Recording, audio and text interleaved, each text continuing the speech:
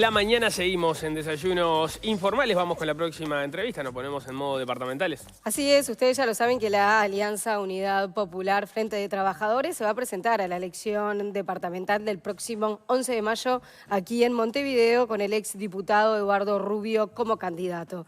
En el documento programático que elaboraron figuran propuestas como remunicipalizar todos los servicios que actualmente están tercerizados y también igualar el sueldo de los jerarcas departamentales al de un maestro o al de un obrero. Para profundizar en todos estos temas recibimos entonces ahora a Eduardo Rubio, candidato a intendente de Montevideo por Unidad Popular Frente de Trabajadores. Muy buenos días y gracias por venir. Buenos días, gracias por la invitación. La verdad que es una buena oportunidad para poder hacer conocer nuestra propuesta y el objetivo de estar en esta campaña. Empecemos entonces sí, por conocer cómo se define esta candidatura que plantean una reconstrucción de la izquierda sobre nuevas bases diferentes a las que plantea justamente el Frente Amplio. Bueno, nos planteamos la reconstrucción de la izquierda, de un proyecto de izquierda que abarque lo programático, lo ideológico, también la forma de hacer política, ¿no? En el Frente Amplio hay muchísima gente de izquierda. Nos encontramos cada fin de semana en las ferias conversando. Lo que no es de izquierda es la política que el Frente Amplio lleva adelante en el gobierno. O sea, nosotros cambian los gobiernos y cada vez escuchamos más hablar de las políticas de Estado que vienen a definir la misma política, gobierne quien gobierne.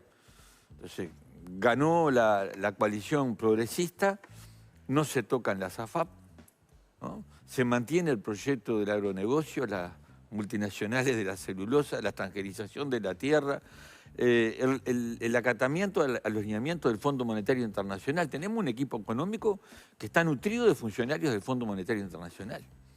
Y cuando se procesa la transición, más allá de que ahora empezamos a escuchar las quejas del déficit que dejaron, que ayer nos enteramos que era de $1.000 millones por parte del prosecretario de la Presidencia, pero el cuestionamiento viene a eso, no a las políticas que se llevaron adelante. Entonces, si por una razón estamos en esta campaña, obviamente estamos en una campaña porque somos una fuerza política que tenemos la vocación de dar la lucha política y de hacer conocer nuestra propuesta y de sumar gente a esta propuesta.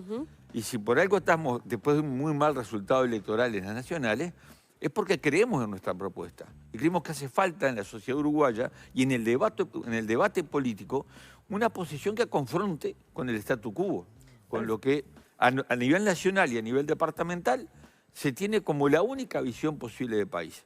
Decimos, terminar con las privatizaciones y tercerizaciones en la intendencia. Sí. O sea, acá todo el mundo habla del problema de la limpieza, ¿no? Qué sucia está la ciudad, y la verdad, es uno de los problemas que los montevideanos sienten como un problema, el problema de la limpieza, las veredas, en los barrios te habla todo el mundo de las veredas, el problema del transporte.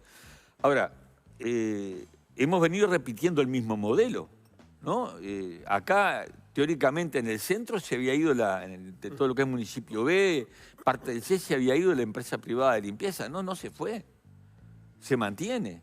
Entonces, ahí vos tenés gente que está trabajando con salarios muy por debajo de lo que debería ser, empresas que están ganando mucho dinero y Montevideo que es un desastre. ¿Usted iguala de alguna forma, lo digo de acuerdo a lo que viene diciendo, al Frente Amplio con la coalición en cuanto a su ideología, a su forma de hacer política? En cuanto al modelo de país que sustentan, sí. Y si no, encontremos alguna diferencia en lo esencial. No en lo que pueda ser secundario. Entonces, en cuanto al modelo económico, ¿qué nos dice O'Donnell? Tiene que crecer la economía para derramar. Bueno, es lo que nos vienen diciendo desde el primer gobierno de Sanguinetti hasta acá. Y la economía creció, lo que no derramó nunca. ¿Me entiendes? Hay récord de ganancia en el sistema financiero. Hay récord de ganancia en el agronegocio. Y los salarios bajaron. Las jubilaciones en el piso. Entonces, digamos, no bajaron en términos, si uno mira la película larga, los salarios vienen creciendo y las jubilaciones también. Es verdad, en el periodo pasado hubo varios años donde se perdió y después terminó estando más o menos donde estaba, pero si miramos la película más para atrás... En muchos ámbitos no se recuperó. Y yo tengo grabado... No, está bien, pero tengo- el promedio es que los salarios, quizás no a la velocidad que usted entiende necesaria, o la magnitud, pero sí vienen creciendo en el largo plazo los salarios y las jubilaciones. Bueno, si en el promedio mueren los petizos, ¿no? Hay salarios que Por han, supuesto. han mejorado y hay...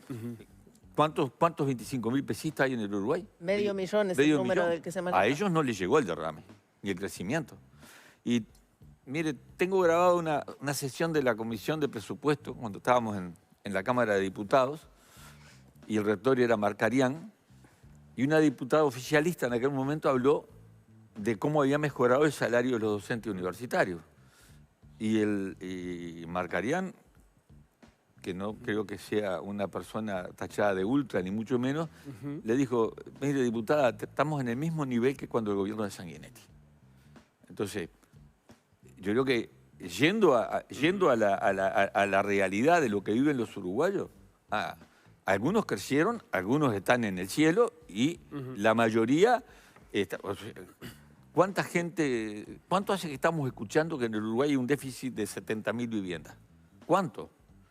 Y han pasado gobiernos, y pongo un ejemplo en cuanto a que se mantiene el contenido y a veces cambian los nombres.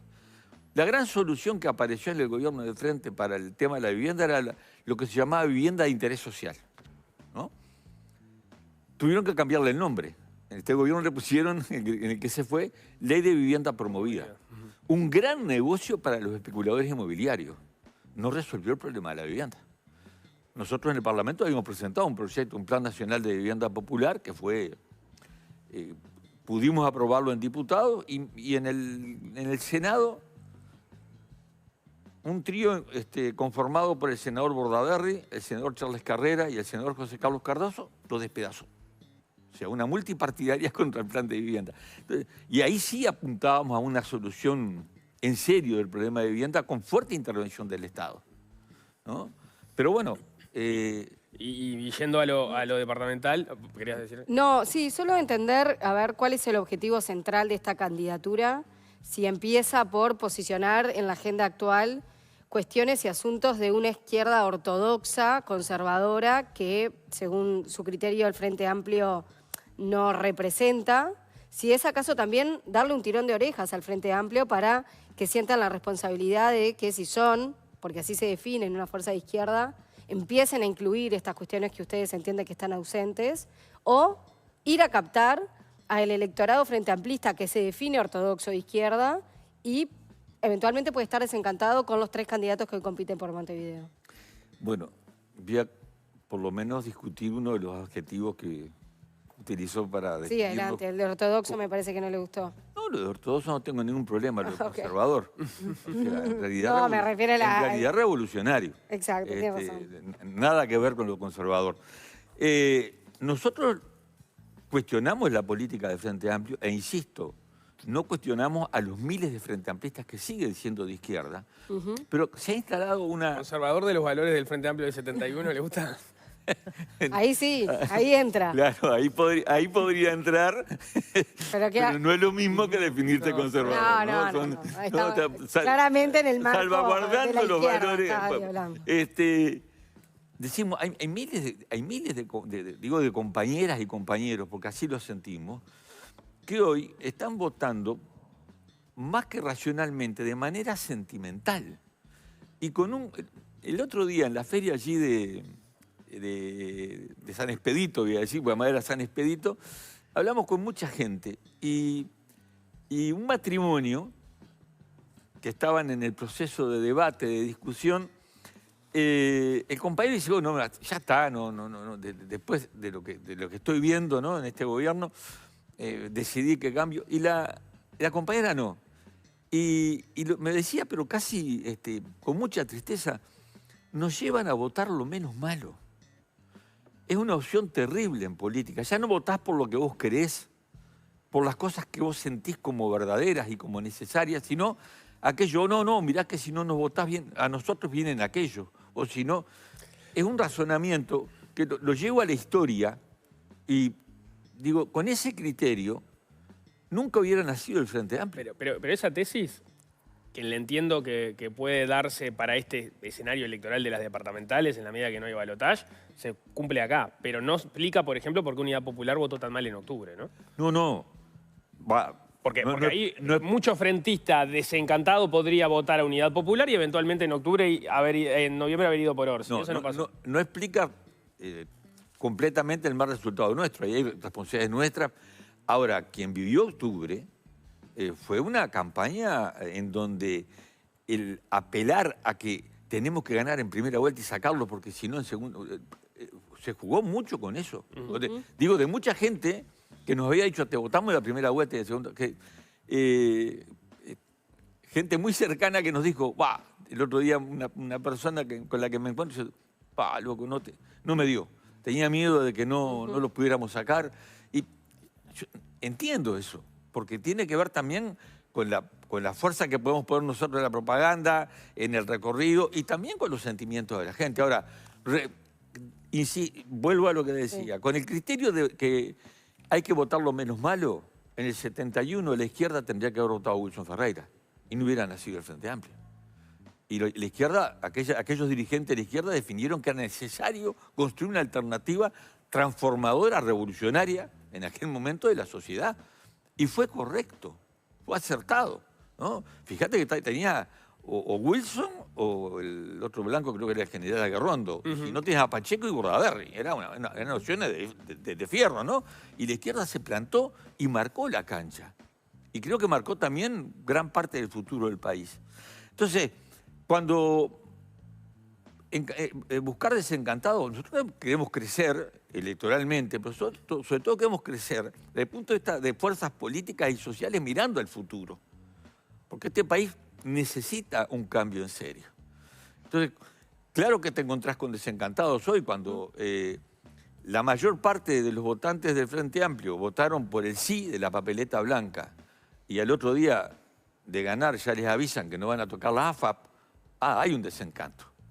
Cuando estás viviendo el genocidio de Palestina y la izquierda históricamente fue solidaria con todos los pueblos que enfrentaron la violencia del imperio y tenés un gobierno que no se pronuncia y que además decide mantener la oficina de la ANI en Jerusalén contra la opinión de la universidad, genera desencanto.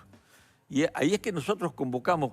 ¿Qué tiene que ver esto con lo departamental? Lo que decía al principio, no hay una política departamental ajena a una concepción nacional y global de la política. ¿Y cómo se baja eso a tierra en la concepción departamental? Bueno, en lo internacional, nosotros, esto es una iniciativa que surgió de grupos militantes, estamos haciendo talleres programáticos en el tema internacional, está la propuesta de impulsar una iniciativa para hermanar Montevideo con Gaza, como una expresión de solidaridad con un pueblo que está siendo masacrado. ¿Cómo sería eso? Y hay procesos de hermanamientos de ciudades, de regiones, y eso es una expresión política. Decir, bueno, mirá, ante esta realidad, esta ciudad es solidaria con este pueblo, que no tiene nada que ver con ser antisemita ni antijudío. Acá tenemos compañeros militantes que son judíos y que rechazan la política de Netanyahu, ¿no? Es como pensar que todos los uruguayos apoyaban la política de Pacheco. ¿Y cómo es la posición respecto a Hamas?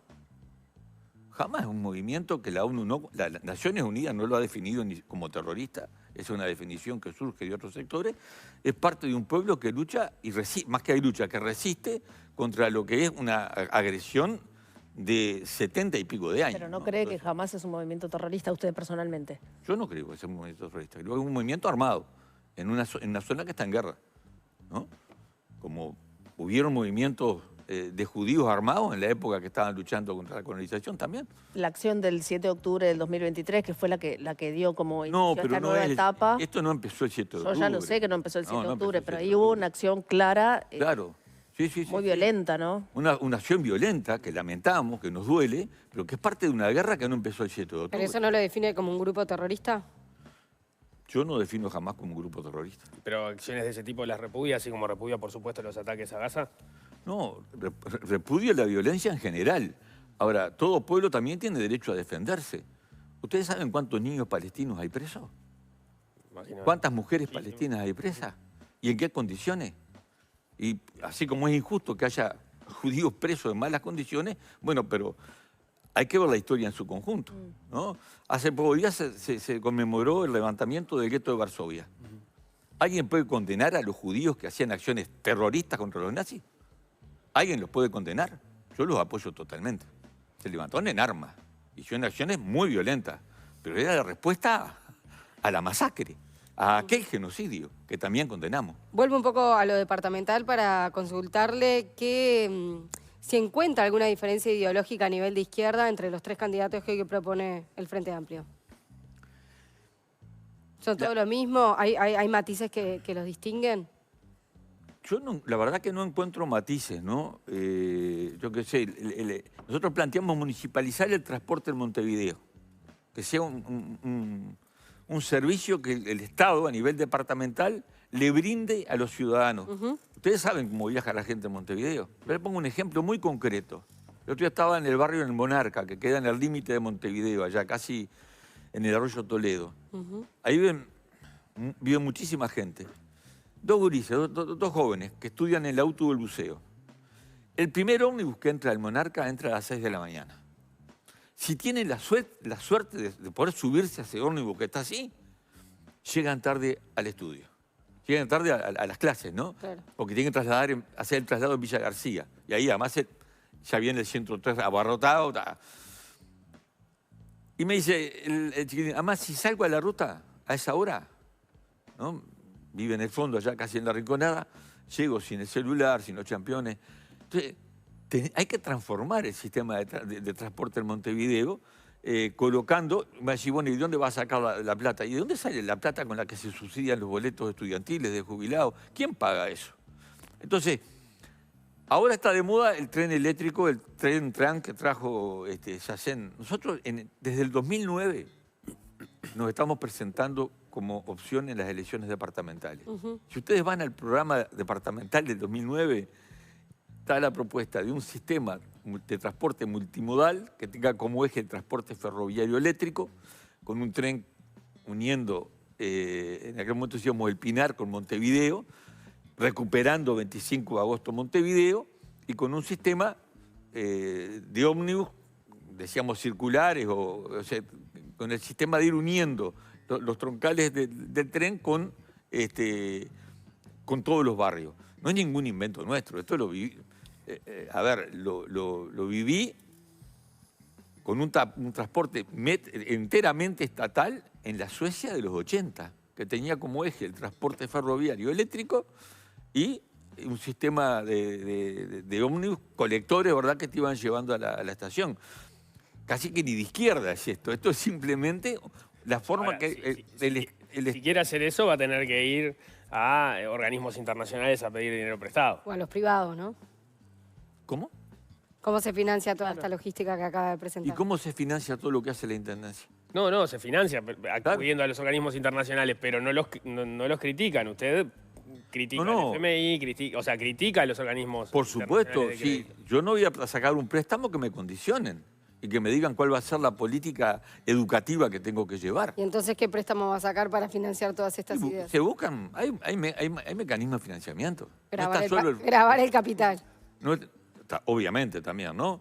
Pero eso no va a estar dentro de las No potestades. está dentro de las potestades Claro, municipales, pero se pueden conseguir créditos internacionales, ¿cómo que no? Con el BID, por ejemplo. Si no me pone condiciones, no tengo problema.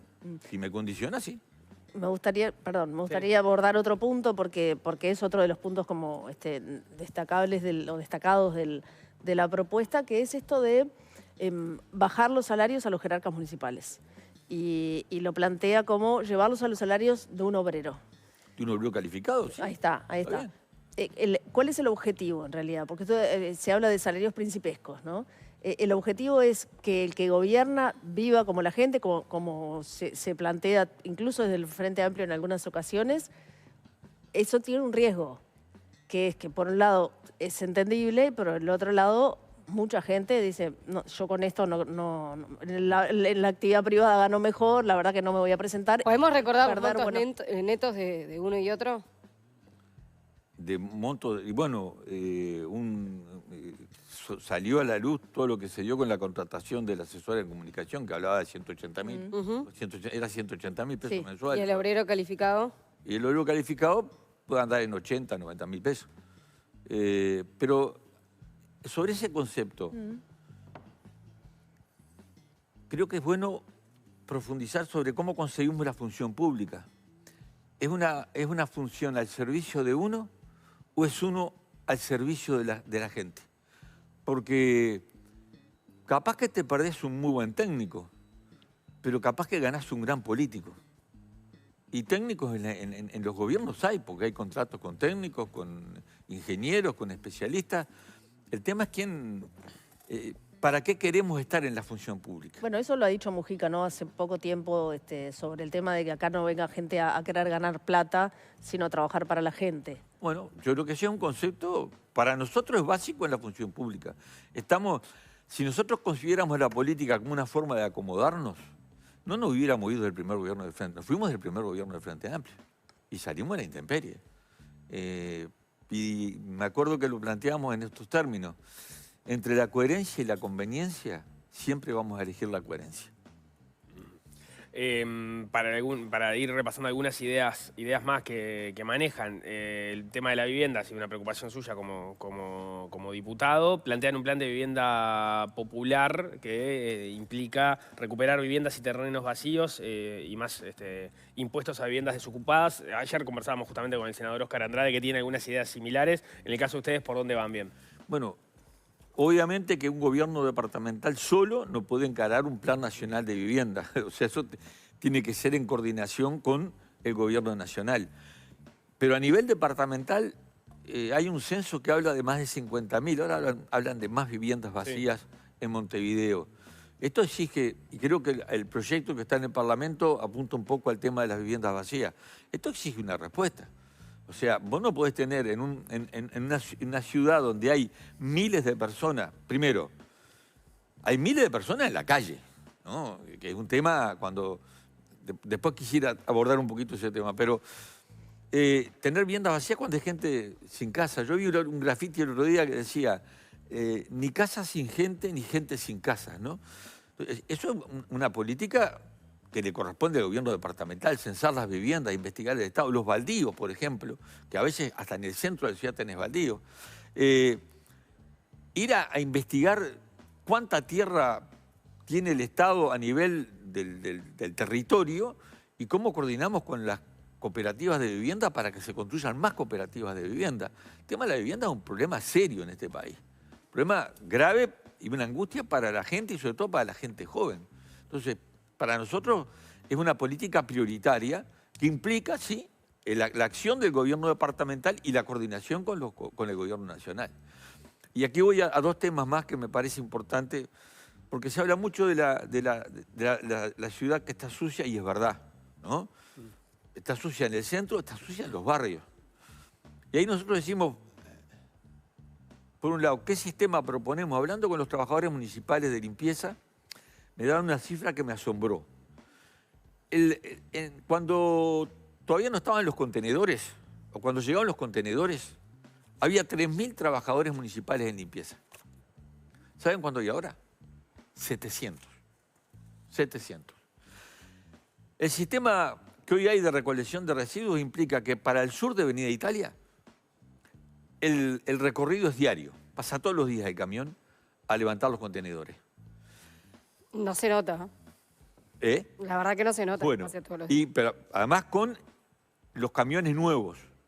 Para el oeste y la periferia, que se nota mucho menos. Que se nota mucho menos. Que se nota mucho menos.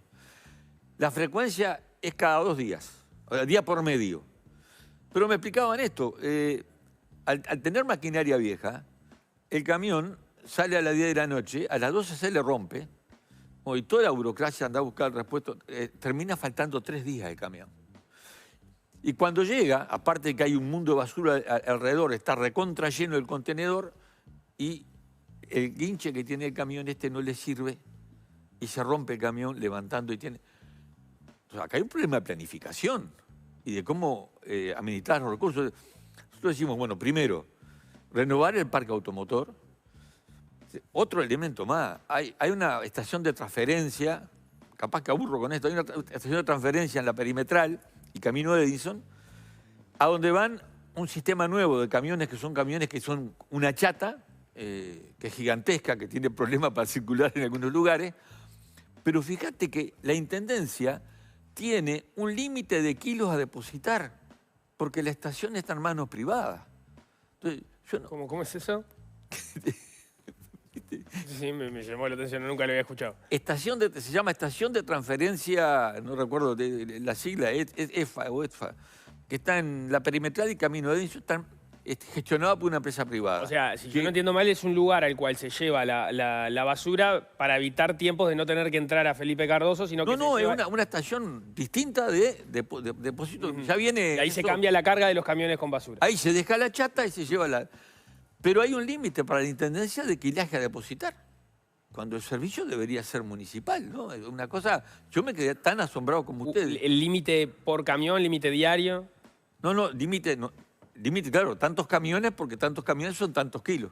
No podés llevar... Vos tenés más carga, no la podés depositar. Si la Intendencia mañana duplicara... No puede.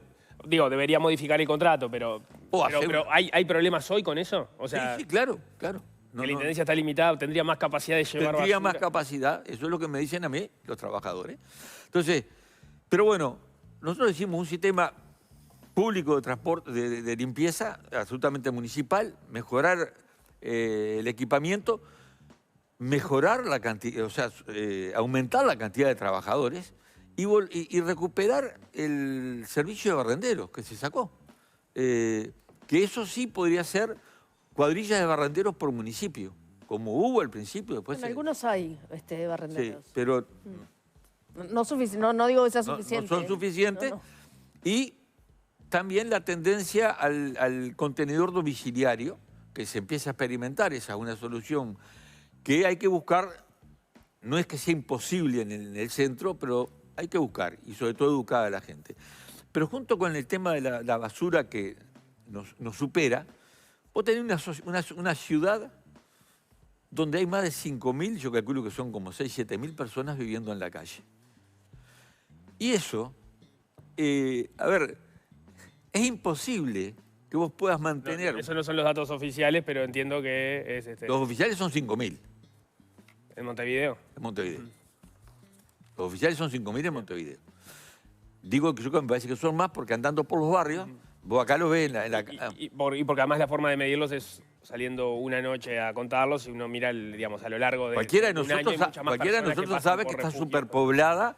Yo lo ponía el otro día No estoy negando el problema. en términos concretos. En el interior, con 2.000 personas, un pueblo se transforma en municipio. Acá tenemos 2 municipios y medio viviendo en la calle. Entonces, y esto, la basura te molesta. Esto te duele. Porque una ciudad y una sociedad debe tener limpia su ciudad, pero tiene que ser humana. Entonces, ¿cómo resolvemos este problema? No lo puede hacer solamente un gobierno departamental, pero también es un problema del gobierno departamental. ¿Y qué puede hacer la Intendencia ahí? Yo creo que tiene que ir coordinando con el gobierno nacional, disponer de un enfoque que sea, además, no solamente te saco y te llevo al refugio de noche, pues eso no resuelve el problema. Pues además, capaz que no quiere ir al refugio, sino como encarás una política integral de recuperación, porque ahí hay problemas de salud mental, problemas de adicciones, problemas de abandono.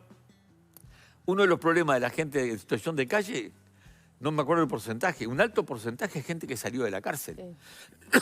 Tenemos el país con mayor índice de encarcelamiento por habitante, capaz que de los más grandes del mundo. No sé si El Salvador nos gana. Sí, nos gana. Nos gana por lejos, ¿no?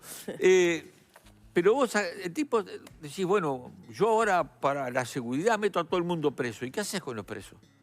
Después salen con un boleto y 20 pesos. ¿A dónde van? A la calle. ¿Y cuál es la perspectiva de esa persona? Entonces vos como Estado te estás generando vos mismo estás generando el problema que después te molesta y te complica la vida. ¿Qué cree que fue lo que falló ahí? ¿Falta de voluntad política? ¿Falta de ideas de cómo solucionarlo? ¿Desinterés? ¿En relación a cuál de los temas? A este último que estamos hablando, que es un problema, como usted dice, el de los presos que salen. No solo el de los presos, la situación, las personas en situación... Yo creo que no se ha encarado. Que no se ha encarado seriamente. O sea, el frío polar, ¿no?, que arrancó por allá era que no pasaran la noche afuera. No lo resolvés así. está comprobado. Tenés que tener una política mucho más integral de contención, de educación, de búsqueda de salidas también laborales. No es mágico ni fácil, pero tenés que encararlo, porque si no, alguien puede pensar que los miles que viven en la calle son mala gente, no quieren trabajar. No, capaz que son víctimas de adicciones, hay que tratarlo, ¿no? El problema que también para un gobierno departamental, en el programa nuestro, eso que ustedes tienen es más que nada una plataforma resumida. Tenemos una propuesta, que no vamos a hacer gobierno, pero igual la vamos a pelear desde los barrios, de cómo encarar el tema del deporte, las plazas de deporte, como elementos de integración social y de contención también para la juventud. Reactivando elementos, hasta competencias barriales, campeonatos de fútbol, otro tipo de deporte. El gobierno departamental no puede estar ajeno a una política nacional en el tratamiento de las adicciones. ¿Qué hacemos con las políticas municipales? ¿Qué hacemos con los locales que hay a nivel municipal, a nivel barrial? No podemos ser parte de una salida a este problema que castiga tremendamente a la población joven y a la población adulta, porque el tema de las adicciones termina golpeando a la familia. Eso lo vemos a diario en cada una de nuestras recorridas, dramas familiares. Entonces, un gobierno departamental solo no puede resolver esto, pero no puede ser indiferente a esto. Ustedes se fueron del Frente Amplio como 26 de marzo cuando Tabaré Vázquez asumió como, no cuando, sino durante el primer gobierno de Tabaré Vázquez, o sea, el primer gobierno nacional del Frente Amplio. Ya había cierta experiencia de gobiernos departamentales del Frente Amplio de Montevideo. Había sido intendente el propio Tabaré Vázquez entre el 90 y el 95 y luego vinieron 2 periodos de Mariano Arana como intendente. Esos gobiernos, ¿cómo los evaluaron? Porque ahí se mantuvieron dentro de la fuerza política. Yo tengo que hacer una salvedad. Yo aquí estoy representando a toda la Unidad Popular Sí, Frente de Trabajadores. Está bien. No estoy como Movimiento 26 de marzo. Sí, está bien. Pero tenía una opinión... Pero puedo decirle que a nivel municipal el primer gobierno de Frente lo valoramos positivamente, muy positivamente. Fuimos parte activa de ese gobierno.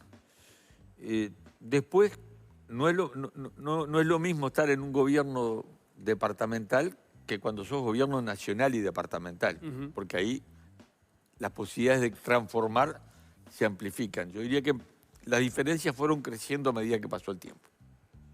¿Y cuáles fueron esas diferencias que ya eran irreconciliables y son hoy irreconciliables? Ahí tenemos que ir al gobierno nacional. Entonces, cuando un gobierno que hicimos la campaña diciendo que no queríamos las plantas de celulosa y multiplica las plantas de celulosa como Jesús multiplicó los panes, hay una contradicción de fondo. Un gobierno que a los 3 meses firma una carta de intención con el Fondo Monetario Internacional en la misma línea que las cartas que se venían firmando, es complicado, ¿no? Y así fueron generándose diferencias, sobre todo con el enfoque de qué política económica se definió y qué modelo de país. Ahí volvemos a uno de los puntos que ya sobrevolamos hace unos minutos. Uruguay, el sistema político en general, dejando de lado a ustedes, se vanagloria de tener ciertas políticas de Estado, ser ordenado en las cuentas fiscales, tener una macroeconomía ordenado, respetar los contratos, dar seguridad jurídica. Su modelo de desarrollo ha crecido de esa forma. Eso que el sistema político de alguna forma lo blande con orgullo, porque dice, bueno, son esas cosas que ya están aseguradas y lo ven como positivo, ustedes lo ven como algo negativo justamente porque entienden que no cambia según el color político y que entienden que la política y una política llevada adelante por ustedes produciría transformaciones mucho más de izquierda. Ahora, ¿cómo se concilia eso con esto otro que hablábamos? Muchas de las cosas que ustedes plantean implican mucho dinero en el momento para invertir, ya sea si estamos hablando a nivel de las intendencias, a nivel de infraestructura para la movilidad, a nivel de infraestructura para la limpieza,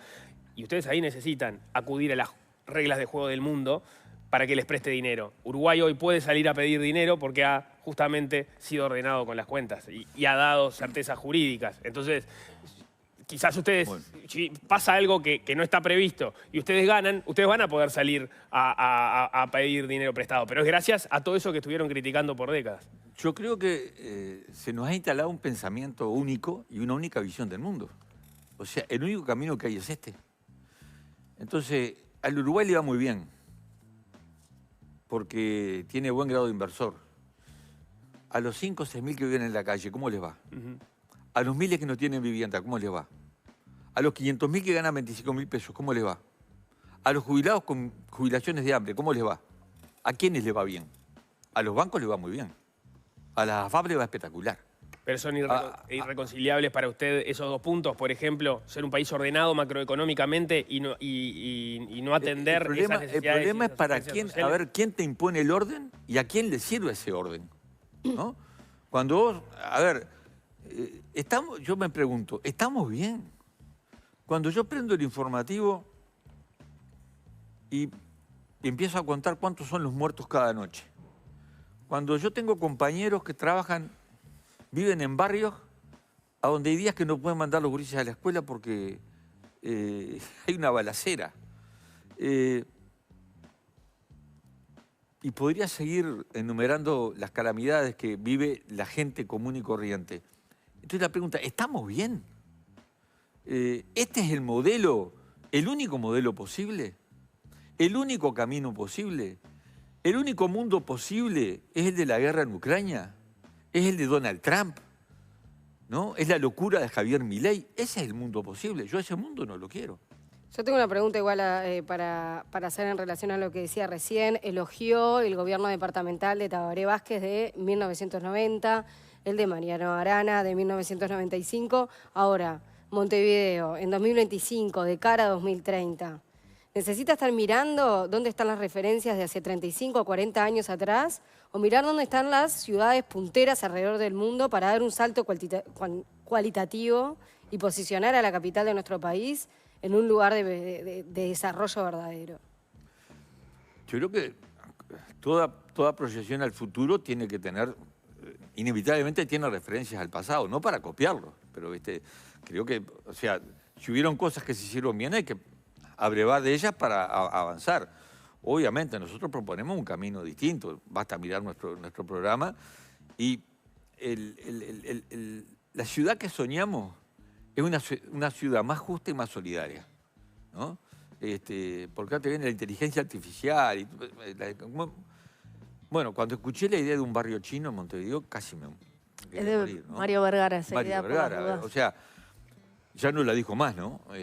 Creo que le dijeron, Mario, por favor. Ese día yo estaba en el Prado, estábamos repartiendo, bueno, volantes, etcétera, y en la vereda de enfrente una señora mayor tropieza, se cae, se lastima y tuvo que ir a la emergencia a buscarla. Vamos a arreglar las veredas antes de hacer un barrio chino, ¿no? Es una cuestión, me parece, de lógica, y habla, cuando salen estas propuestas, de qué livianita ha sido esta campaña.